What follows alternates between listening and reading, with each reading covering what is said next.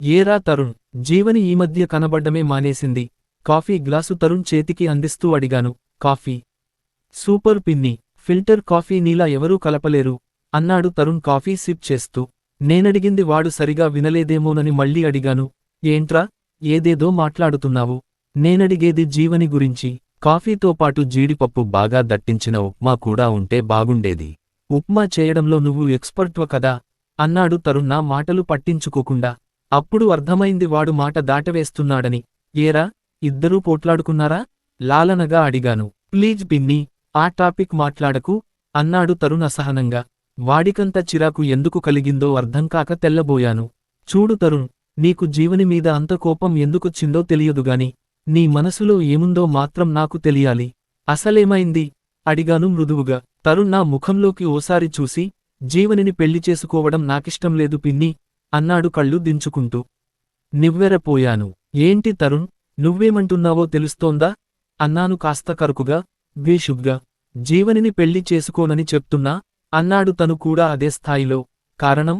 ఉబికివస్తున్న ఆగ్రహాన్ని అంచుకునే ప్రయత్నం చేస్తూ అడిగాను. తరుణ్ ఏమాత్రం చలించకుండా, ప్రత్యేకమైన కారణాలేమీ లేవు పిన్ని, జీవని ఉద్యోగం పోయింది అన్నాడు కూల్గా. అయితే? అయోమయంగా చూశాను. నన్నొక వింత జంతువుని చూసినట్లుగా చూశాడు తరుణ్. అయితే అని అంత మామూలుగా అడుగుతామేం పిన్ని? జీవనిని నేను పెళ్లి చేసుకోవడానికి ఇష్టపడింది ఆ ఉద్యోగం చూసే కదా చెప్పాడు తరుణ్ రాకింగ్ చైర్లో ముందుకి వెనక్కి ఊగుతూ. నిర్ఘాంతపోయాను. ఏమంటున్నాడు వీడు? జీవనిని ప్రేమించానని ఆమె లేకపోతే బతకలేనని చెప్పిన వీడు ఇప్పుడు ఉద్యోగం పోతే వద్దంటున్నాడేంటి? అలా సందిగ్ధంలో పడి కొట్టుకుంటూనే ఉన్నాను చాలాసేపు. ఆ తర్వాత తేరుకుని, జీవని ఉద్యోగం పోయిందా అడిగాను గొంతు పిగుల్చుకుని. అవునన్నట్లుగా తలూపాడు తరుణ్. దానికి నువ్వు జీవనిని కాదనడానికి ఏమిటి సంబంధం? తరుణ్ నావైపు విచిత్రంగా చూసి, ఎందుకు లేదు పిన్ని, ఈ రోజుల్లో ఇద్దరూ ఉద్యోగాలు చేస్తే కాని బతకలేని పరిస్థితులు ఉన్నాయి. అలాంటప్పుడు ఉద్యోగం పోయిన జీవనిని పెళ్లి చేసుకుని నేనేం సుఖపడగలను చెప్పు ఎదురు ప్రశ్నించాడు. ఈ ఉద్యోగం కాకపోతే మరొకటి, అంతమాత్రంచేత జీవనిని తిరస్కరించాలా అడిగాను కాస్త కోపంగా. నీకు తెలియదు పిన్ని, జీవని అంత తెలివైన అమ్మాయేం కాదు. ఏదో అదృష్టం కొద్దీ ఈ ఉద్యోగం దొరికింది. తగినన్ని కమ్యూనికేషన్ స్కిల్స్ లేకపోవడంతో ఉన్న ఉద్యోగం కాస్తా పోయింది. మళ్ళీ మంచి ఉద్యోగం దొరుకుతుందన్న గ్యారంటీ లేదు. ఈ పరిస్థితుల్లో రిస్క్ చేయడం దేనికని నేనే రిజెక్ట్ చేశాను చాలా మామూలుగా చెప్పాడు తరుణ్. గొంతులో ఎక్కడా సంకోచంగానీ నదురుబెదురుగానీ లేవు. వాడి ధోరణికి చిరురెత్తిపోయింది నాకు. ఒకవేళ పెళ్లి అయ్యాక తన ఉద్యోగం పోయుంటే అప్పుడు ఏం చేసుండేవాడివి అడిగాను శాంతంగా ఉండేందుకు ప్రయత్నిస్తూ. అబ్బబ్బ పిన్ని, ఏమిటి నీ ఇంటరాగేషన్? ఒకవేళ నువ్వన్నట్టే జరిగుంటే నా కర్మని సరిపెట్టుకుని ఉండేవాడిని. నా టైం బాగుండబట్టి తన ఉద్యోగం పెళ్లికి ముందే పోయింది. ఇక ఈ విషయంలో చర్చలు వాదోపవాదాలు అనవసరం. నా దగ్గర ఉండే చనువుకొద్దీ కాబోలు తరుణ్ మాటలు కాస్త వాడిగా వచ్చాయి. స్థాణువయ్యాను. తరుణ్ ఇంత నిర్దయగా మాట్లాడతాడని నేనసలు అనుకోలేదు. అతడి వ్యక్తిత్వం ఇంత బలహీనమైనదని ఏనాడూ ఆలోచించలేదు. వాడి గురించి నాకు పూర్తిగా తెలుసనుకున్నాను. కాని వాడు ఈ రకమైన మనస్తత్వం కలిగినవాడని తొలిసారి అర్థమైంది. తరుణ్ నిష్క్రమణ తర్వాత నాలో అనేకానేకమైన ఆలోచనలు కందిరీగల తుట్టల్లా ముసురుకున్నాయి. జీవని ఎంత మంచి పిల్ల, సన్నగా నాజూగ్గా చామంఛాయకి ఓ మెట్టు పైనుండే శరీర్ఛాయతో, తీర్చిదిద్దిన ముఖ కవళికలతో, స్వచ్ఛమైన చిరునవ్వు చిందిస్తూ ఎంతో ఆకర్షణీయంగా ఉంటుంది. నిష్కల్షమైన మాటతీరు ఆకట్టుకునే వ్యక్తిత్వం ఆమె సొంతమని ఆమెతో పరిచయమైన ఈ 6 నెలల్లో గ్రహించాను. తరుణ్ మా అక్క కొడుకు. వాడిని నా చేతులతో నేనే పెంచాను. తరుణ్ పుట్టిన 5 ఏళ్లకు నా పెళ్లి జరిగింది. శ్రీవారికి తరచుగా క్యాంపులు తిరిగే ఉద్యోగం కావడంతో నా కాలక్షేపం అంతా తరుణ్తోనే. దానికి తోడు పెళ్లైన 6 ఏళ్లదాకా నాకు పిల్లలు పుట్టలేదు. ఆ తర్వాత కూడా నాకు పుట్టిన వాళ్ళిద్దరూ ఆడపిల్లలు కావడంతో మా ఇంట్లోనూ నా హృదయంలోనూ కూడా తరుణ్ స్థానం చెక్కుచెదరలేదు. నా పెంపకంలో తరుణ్ ముద్దుల యువరాజులా ఎదిగాడు. నా భావాలు ఆలోచనలు అన్నీ పుణికిపుచ్చుకున్నాడు. సున్నితమైన వాడి మనస్తత్వం, విభిన్నమైన వాడి వ్యక్తిత్వం నన్నెంతో ముగ్ధురాలిని చేసేవి. చక్కగా చదువుకుని పేరున్న పెద్ద కంపెనీలో మార్కెటింగ్ మేనేజర్గా పనిచేస్తున్న తరుణ్ 6 నెలల క్రితం జీవనిని తనతో పాటు ఇంటికి తీసుకువచ్చాడు. తొలిచూపులోనే జీవని నా మనసుని ఆకట్టుకుంది. తరుణ్ తన తల్లిదండ్రులకన్నా ముందుగా జీవనిని నాకే పరిచయం చేశాడని తెలియగానే నా మనసు ఆనందంతో ఉప్పొంగిపోయింది. వాడికి నామీద ఉన్న ప్రేమాభిమానాలకి గుండె పులకించిపోయింది. జీవని ఏదో సాఫ్ట్వేర్ కంపెనీలో జాబ్ చేస్తోంది.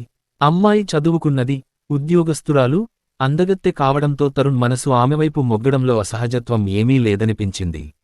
అందుకే వారిద్దరి తరపున ప్రాతినిధ్యం వహించి అక్కాబావలతో వాళ్ల పెళ్లి గురించి మాట్లాడాను. ఆమెను తిరస్కరించడానికి అభ్యంతరాలేవీ లేని కారణంగా వాళ్లు కూడా ఈ పెళ్లికి అంగీకరించారు. తరుణ్ ఏవో కంపెనీ పనులమీద త్వరలో అమెరికా వెళ్లనున్నాడు. తిరిగి వచ్చేందుకు 2 నెలలు పట్టచ్చు. ఆ తర్వాత ముహూర్తాలు పెట్టుకుందాం అనుకున్నాం ఇరువర్గాల పెద్దలమూ కలిసి. జీవని తరపు పెద్దలంటూ పెద్దగా ఎవరూ లేరు. తల్లి, అన్నయ్య, అంతే. ఇక వారం రోజుల్లో తరుణ్ అమెరికా వెళ్లబోతున్నాడు. అంతా సవ్యంగా ఉందనుకున్న ఈ తరుణంలో వాడిలా బాంబు పేల్చడం నా మనసును అల్లకల్లోలం చేసింది. నా పరిస్థితే ఇలా ఉంటే పాపం జీవని ఈ వేదనను ఎలా తట్టుకుంటోందో. అమెరికాలో రేగిన ఆర్థిక సంక్షోభం, ఇక్కడ ఆంధ్ర రాష్ట్రంలోని ఒక ఆడపిల్ల జీవితంలో ఇలా పెనుతుపాను రేపడం నాకు మింగుడుపడని విషయమైంది. వీల్లేదు, జీవనికి అన్యాయం జరగడానికి నేనొప్పుకోను. వెంటనే అక్కకి ఫోన్ చేశాను. ఏం చేయమంటావు సుమా? వాడు ఆ అమ్మాయిని చేసుకోనని మొండికేస్తుంటే మేమ్మాత్రం ఏమి చేయగలం చెప్పు? నిస్సహాయత ధ్వనించింది అక్క గొంతులో. అలా అని వాడు ఓ అమ్మాయి జీవితంతో ఆటలాడుకుంటుంటే చూస్తూ ఊరుకుంటారా? అదే మన అమ్మాయి అయితే మీరిలాగే ప్రవర్తించేవారా? నయానో భయానో వాడికి నచ్చచెప్పాలిగాని ఇలా ఏమీ పట్టనట్టు ఊరుకుంటే ఎలా? అయినా కోడలు సంపాదించి తెస్తేగాని ఇల్లు గడవని పరిస్థితిలో ఉన్నారా మీరు? సుఖాలకి కోరికలకి అంతెక్కడ? ఉద్యోగం పోయిందన్న ఒకే ఒక్క కారణంతో ఆ అమ్మాయిని కాదనడం సంస్కారం అనిపించుకోదు. పట్టరాని ఉక్రోషంతో చడామడా దులిపేశాను. అప్పటికిగాని నా ఆవేశం తగ్గలేదు. నువ్వంటున్నదంతా నిజమే సుమా, కానీ మేం ఎటూ మాట్లాడలేని అసహాయులం. ఒక్కగానొక్క కొడుకు, వాడి మాట కొట్టేయలేకే ఈ పెళ్లికి ఒప్పుకున్నాం. ఇప్పుడు కూడా ఆ కారణంచేతే ఆ అమ్మాయిని కాదంటున్నాం. మా ప్లేస్లో ఉండి ఆలోచించి చూడు, నీకే బోధపడుతుంది. నన్ను అనునయించే ప్రయత్నం చేసింది అక్క. నాకు మరీ మండిపోయింది. లాభం లేదు. వీళ్లతో ఏం చెప్పినా బధిర శంఖారావమే. కపీమని ఫోన్ పెట్టేశాను. ఇదేం ఘోరమండి, వాడు ఇలా చేయడం ఏమన్నా బాగుందా? వాడి విశాల భావాలు ఆదర్శాలు అన్నీ ఏటుకొట్టుకుపోయాయో. శ్రీవారి ముందు నా గూడు వెళ్లబోసుకున్నాను. పిచ్చి సుమా, తరుణ్ ఇంకా చిన్నపిల్లాడనుకున్నావా? తనకేం కావాలో తేల్చుకునే పరిపక్వత అతడికుంది. ఇక ఆదర్శాలంటావా? ఆచరణలో అవి సాధ్యం కావు. ఇక ఈ విషయానికి నీ బుర్రలోంచి తీసేయి అన్నారు శ్రీవారు ఓదార్పుగా. ఆయన అన్నంత సులువుగా నేనా విషయాన్ని మరచిపోలేకపోయాను. జీవనిని పరామర్శించడం సాటి స్త్రీగా నా ధర్మం అనిపించింది. తరుణ్ ఆమె మనసుమీద కొట్టిన దెబ్బకి ఆమె ఎంతగా తల్లడిల్లిపోతోందో. ఆమెని చూసి 4 ఓదార్పు మాటలు చెప్పి ఆమె దుఃఖాన్ని ఉపశమింపచేయాలి. ఆ రాత్రల్లా జీవని గురించిన ఆలోచనలే నన్ను వేధించి కంటిమీద కునుకు లేకుండా చేశాయి. ఎప్పుడో తరుణ్ చెప్పిన గుర్తులను బట్టి జీవని ఉండే ఇంటిని వెతుక్కుని వెళ్లాను. చూడముచ్చటైన డాబా ఇల్లు అది. కాలింగ్ బెల్ నొక్కగానే ఓ నడివయసావిడ వచ్చి తలుపు తీసింది. ఆవిణ్ణి నేను గుర్తుపట్టాను. ఆవిడ జీవని తల్లి శ్యామల. సంబంధం గురించి అక్కావాళ్ళింటికొచ్చినప్పుడు చూశాను. నమస్కారమండి, పలకరింపుగా అన్నాను చేతులు జోడించి. ఆవిడ ముభావంగా ముఖం పెట్టి, నమస్కారం. ఏమిటిలా వచ్చారు? అంది. ఆ మాటల్లో వ్యంగ్యం నా చెవులను తాకింది. ఏమీ లేదండి, జీవనిని ఓసారి చూసిపోదామని అన్నాను బితుగ్గా. ఆవిడ కళ్ళు ఎరుపెక్కాయి. ముక్కుపుటాలదిరాయి కోపంతో. మీవాడు చేయవలసినదంతా చేసేశాడుగా, ఇంకా ఏం మిగిలుందని వచ్చారు? అది ఏ విధంగా ఏడుస్తోందో చూసిరమ్మని పంపాడా ఆ మహానుభావుడు? అంది ఆమె ఉక్రోషంగా. నేను కిమ్మనలేదు. ఆవిడ ఆవేదనలో అర్థముంది. తరుణ్ వాళ్ల హృదయాలను అంతగా నొప్పించాడు మరి. శ్యామలగారు, తరుణ్ చేసిన పని నాకు నచ్చలేదు. ఈ విషయమై నాకు వాడికి గొడవైంది కూడా. కాని వాడు ఎవరిమాట వినే పరిస్థితిలో లేడు. కేవలం జీవనిని ఓసారి పలకరించిపోదామని వచ్చాను కాని మిమ్మల్ని మరింత హింసించాలని కాదు. మెత్తగా పలికిన నా స్వరం ఆమెను శాంతించేలా చేసింది. ముఖంలోకి ప్రసన్నతని కొనితెచ్చుకుంటూ, లోపలికి రండి అంది. నా కళ్ళు జీవని కోసం వెతికాయి. నా మనోభావన గమనించినట్లుగా, అమ్మాయి ఆ గదిలో ఉంది, వెళ్ళండి అంది శ్యామల. నెమ్మదిగా అటువైపు నడిచాను. ఉద్యోగం పోవడం ఒకెత్తు, పీటలదాకా వచ్చిన పెళ్లి ఆగిపోవడం ఒకెత్తు. తరుణ్ ఆమె జీవితంలో ఎంతటి తుపాను సృష్టించాడు. ఆ కల్లోలం ఇప్పట్లో ఆగిపోయే అవకాశమే లేదు. తలుపు తోసుకుని లోపలికి అడుగుపెట్టాను. దిండులో తలదూర్చి డొక్కలు పగిలేలా ఏడవకపోయినా జీవని ఎదకోత ఆ స్థాయిలోనే ఉంటుందని ఊహించిన నేను జీవనిని చూసి నివ్వెరపోయాను. ఒక మంచంలాంటి పరికరానికి లేత ఆరెంజ్ కలర్ చీరను బిగించి దీక్షగా వర్క్ చేస్తోంది జీవని. పట్టుదలతో దగ్గరకు ముడుచుకున్న లేత పెదవులు, తదేక దృష్టితో పనిచేయడం వలన తీక్షణత నిండిన చూపులు, ముక్కుకొన నుండి కిందికి జారుతున్న చెమట బిందువులు, ఏకాగ్రతతో ముడివడిన నుదురు. జీవనిలో ఎక్కడా విషాదఛాయలు కనబడటం లేదు. లోస్వరంతో పిలిచాను, జీవని తలెత్తి నన్ను చూసిన ఆమె, ఓ సుమా ఆంటీ, రండి రండి, బావున్నారా అంది నవ్వు ముఖంతో. బాగున్నావా జీవని, నా పలకరింపు నాకే పేలవంగా తోచింది. ఫైన్ ఆంటీ, చీర లాస్ట్కి వచ్చేసింది, ఒక్క 10 మినిట్స్ అలా కూచోండి, వచ్చేస్తాను అంటూ గదిలో ఓ మూలగా ఉన్న దీవాన్ చూపించింది. నేను మాట్లాడకుండా దీవాన్ మీద కూర్చున్నాను. పొందికగా సర్దిన గది జీవని అభిరుచిని శుభ్రతను తెలియపరుస్తోంది. అన్నట్టుగానే 10 నిమిషాలలో పని పూర్తి చేసింది జీవని. చీరను తీసి మడత పెట్టి నా దగ్గరకు పట్టుకొచ్చింది. ఎలా ఉందాంటీ చీర, నా చేతిలో ఆ చీర పెడుతూ అడిగింది.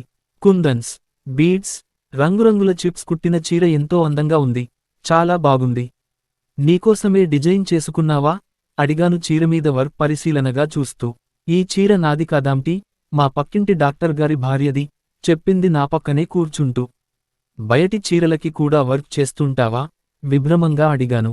తప్పేంటి ఆంటీ, మెటీరియల్ అంతా పోను, చీరకి 400-500 మిగులుతుంది అంది జీవని. ఒక చీర చేయడానికి ఎన్ని రోజులు పడుతుంది? ప్రొఫెషనల్స్కి అయితే కొన్ని గంటలు లేకపోతే ఒకరోజు పడుతుంది. నాలా ఎప్పుడో చేసేవారికి 3-4 రోజులు పడుతుంది అంది జీవని. అప్రస్తుత ప్రసంగం అంటే ఇదే కాబోలు. నేనొచ్చిన పనేంటి, ఆడుతున్న కబుర్లేంటి, అసలు విషయానికి ఏమని మొదలుపెట్టాలో అర్థం కావటం లేదు. ప్రశాంతంగా కనిపిస్తున్న జీవనిని తిరిగి డిస్టర్బ్ చేయాలని లేదు. కాసేపు మౌనం తర్వాత అన్నాను, ఐయామ్ సారీ జీవని. ఎందుకాంటీ ఎదురు ప్రశ్నించింది జీవని తన చేతివేళ్ల వైపు పరిశీలనగా చూసుకుంటూ. ఏం చెప్పాలో తోచనట్లు అయోమయంగా చూశాను. నీ ఉద్యోగం పోయిందిగా, అందుకని నీళ్లు నమిలాను. జీవని ముఖంలో కాని స్వరంలో కాని ఏ మార్పు లేకుండా అతి మామూలుగా, జీవితం అన్నాక ఈ ఒడిదుడుకులు మామూలేగా అంది. ఆమె నిబ్బరం చూసి నాకాశ్చర్యం కలిగింది. Once again I'm sorry Jeevani, Tarun చేసిన పనికి సిగ్గుపడుతున్నాను అన్నాను అవనతవదనంతో. జీవని అదోలా నవ్వుతూ, మధ్యలో మీరు సిగ్గుపడటం దేనికాంటీ, ఇందులో మీ తప్పేముంది? అయినా తరుణ్ ఇప్పుడేమంత నేరం చేశాడని అంది జీవని. నిర్ఘాంతపోయాను ఆమె మాటలకి. నా పక్క నుండి లేచివెళ్లి కిటికీలోంచి బయటకు చూస్తూ అంది జీవని. అవునాంటీ, తరుణ్ నాపట్ల ప్రవర్తించిన విధానాన్ని నేను తప్పుపట్టదలుచుకోలేదు. అతడి అభిప్రాయాలతడివి, వాటిని స్వేచ్ఛగా వెల్లడించే హక్కు అతడికుంది. ఆమె మాటల్లో ఎంతో పరిణితి కనబడుతోంది. నీకు తరుణ్ మీద కోపంగా లేదు? కన్నార్పకుండా జీవని ముఖంలోకే చూస్తూ అడిగాను. కోపమా, ఎందుకాంటీ? జీవని వదనంలో చిరునవ్వు చెక్కుచెదరలేదు. వాడింత దగా చేసినందుకు, నీ మనసుతోటి జీవితంతోటి ఆటలాడుకున్నందుకు, ఎందుకో చెప్పలేని ఆవేశం కలిగింది. జీవని పెదవులమీద చల్లని చిరునవ్వు కదలాడింది. లేదాంటీ, తను దగా చేశాడని నేననుకోవడం లేదు. అతను చేసిన ఈ పనివలన నాకు మేలే జరిగింది అంది నిబ్బరంగా. అదెలాగమ్మా? పీటల వరకు వచ్చిన పెళ్లి ఆగిపోయినందుకు నీకు బాధనిపించడం లేదు? విస్మయంగా అడిగాను. మీరన్నది నిజమే ఆంటీ. మొదట్లో నేను కూడా ఒక 2-3 రోజులు అదే తలచుకుంటూ బాధపడ్డాను. కాని ఆలోచించి చూస్తే ఇది నా మంచికే జరిగిందనిపించింది. ఇలా జరగడం వలన జీవితమంటే పూలబాట కాదని, ఎన్నో రకాల అనుభవాలనే ముళ్ళు కంకరరాళ్లు ఆ దారిలో అడ్డుతగులుతూ మనని ముందుకు పోకుండా అటకాయిస్తాయని బోధపడింది. ఇదే మా ఇద్దరికీ పెళ్లయ్యాక అతని మనస్తత్వం తెలిసిందనుకోండి, అనుక్షణం కుమిలిపోయే నా మనసుని బుజ్జగించలేక చిత్రహింస పడవలసి వచ్చేది. అలా కాకుండా పెళ్లికి ముందే తరుణ్ మనస్తత్వం తెలియడం వలన నాకు ఎంతో మనశ్శాంతిగా ఉంది. ఈ సంఘటన వలన బతుకులో ఎన్నో పార్శ్వాలుంటాయని, వాటిని స్పృశిస్తూ ముందుకు పోవడమే మనిషి కర్తవ్యమని నాకు అర్థమైంది సుదీర్ఘంగా చెప్పుకొచ్చింది జీవని. దిమ్మెరపోయాను. నిజంగా జీవని ఆలోచనా దృక్పథం ఎందరికో స్ఫూర్తిదాయకం. జీవితంలో ఎదురైన ఆటుపోట్లను ధైర్యంగా తట్టుకుని నిలబడగలిగిన సామర్థ్యం సొంతం కావడం ఎంత గొప్ప విషయానికి. ప్రేమలో విఫలమయ్యామనో, పరీక్షల్లో ఫెయిలయ్యామనో ఆత్మహత్యలు చేసుకునే చాలామంది యువతీయువకులకి జీవని ఒక ఆదర్శం కావాలి. మనిషిని, అందున ఒక స్త్రీని ఉన్నత స్థానంలోకి అధిరోహింపచేసేది పాజిటివ్ థింకింగ్ మాత్రమే. జీవనయానంలో అడ్డుతగిలే అనేకానేక ఆటంకాలను తప్పించుకుంటూ ముందుకు సాగగలిగితే అందమైన జీవితం సాక్షాత్కరిస్తుంది. అందుకు ఆశావహ దృక్పథం చాలా అవసరం. You are very great Jeevani. ఆడపిల్లలు అందరూ నీలా ఆలోచించగలిగితే ఈ లోకంలో బలవంతపు ఆత్మహత్యలుండవు. డిప్రెషన్తో కుంగిపోయి బతుకును భారంగా వెళ్లదీయడాలుండవు. మనస్ఫూర్తిగా అభినందించాను. ఇంతలో శ్యామల టీకప్పులున్న ట్రేతో ఆ గదిలోకి ప్రవేశించింది. ఎందుకండి ఇవన్నీ? ఆమె చేతిలోంచి టీకప్పు అందుకుంటూనే అన్నాను మొహమాటంగా. భలేవారే, కాసిన్ని టీనీళ్లు పోసినంత మాత్రాన అరిగిపోతామా? శ్యామలలో ఇందాకటి కోప్చాయలు లేవు. ఉద్యోగం పోయిందిగా. ఇప్పుడేం చేయాలనుకుంటున్నావు? దేనికైనా అప్లై చేశావా అడిగాను టీ తాగడం ముగించి. ఇంకా ఏమీ ఆలోచించుకోలేదాంటీ. ఈసారి మాత్రం ఆచితూచి అడుగు వేయాలని నిశ్చయించుకున్నాను. ఏదన్నా కాలేజీలో ఫ్యాకల్టీగా చేరుదామని ఉంది. కానీ అకడమిక్ ఇయర్ మధ్యలో ఉంది కదా. వెంటనే సాధ్యం కాదు. 2-3 కాలేజీలకి రెజ్యూమె పంపించాను. అంతదాకా ఖాళీగా ఉండటం దేనికని నాకొచ్చిన ఈ వర్ని ఉపయోగించుకుంటున్నాను. నవ్వింది జీవని. ఇంత చదువుకుని ఇలా చీరలపై వర్క్ చేసుకుంటూ సమయాన్ని గడపాల్సి రావడం బాధగా లేదు. జీవని ముఖంలో భావాలేమన్నా మారుతాయేమోనని చూశాను ఆసక్తిగా. ఆమె మోములో అదే దరహాసం, వెన్నెల వెలుగులా. ఏమంటే ఇది మాత్రం పని కాదా? అప్పుడంటే ఈ సాఫ్ట్వేర్ ఉద్యోగాలొచ్చాయిగాని మునుపటి రోజుల్లో ఆడపిల్లలు బతకడం మానేశారా? డిగ్నిటీ ఆఫ్ లేబర్ అంటే మీకు తెలుసు. నీతిగా నిజాయితీగా ఏ పనిచేసినా అది నాకు ఆనందాన్నిస్తుంది. ఇప్పటి ఉద్యోగాల వలన వచ్చే సుఖాలు సరదాలు ఎక్కువే కావచ్చు. కానీ మనిషి తృప్తిగా జీవించడానికి కనీసావసరాలు తీరితే చాలని నా అభిప్రాయం. ఒకవేళ ఉద్యోగం పోకుండా ఉంటే నువ్విన్ని కబుర్లు చెప్పేదానివా అని మీరడగచ్చు. కానీ ఎప్పుడైనా నా భావన ఇదే. ఇదే మాట తరుణ్ కూడా చాలాసార్లు చెప్పాను.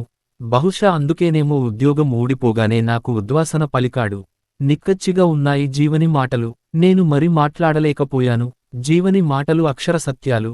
జీవనిని కాదన్న తరుణికి అంతకన్నా చదువుకున్న, అందమైన, గొప్ప ఉద్యోగం ఉన్న అమ్మాయి భార్యగా రావచ్చు. కానీ వాళ్ళెవరూ కూడా జీవనితో సమానం కాలేరు. ఆణిముత్యంలాంటి జీవనిని జారవిడుచుకున్న తరుణ్ నిజంగా చాలా దురదృష్టవంతుడు. మనసు మూలిగింది బాధగా. వస్తానమ్మా జీవని. నీ వే ఆఫ్ థింకింగ్ చాలా బాగుంది. జీవితాంతం ఇలాగే ఆత్మవిశ్వాసంతో ఉండు. నీ లైఫ్ హాయిగా గడచిపోవాలని ఆ భగవంతుడిని కోరుకుంటున్నాను. ఆల్ ద బెస్ట్ అంటూ ఆమె చేయిపట్టి మృదువుగా నొక్కి వదిలాను. జీవని వదనంలో శతకోటి పున్నముల కాంతులు. Thank you aunty. మీలాంటి శ్రేయోభిలాషుల ప్రోత్సాహమే నాలో కొత్త ఊపిరి నింపుతోంది. 2 చేతులు జోడించింది జీవని అందంగా నవ్వుతూ.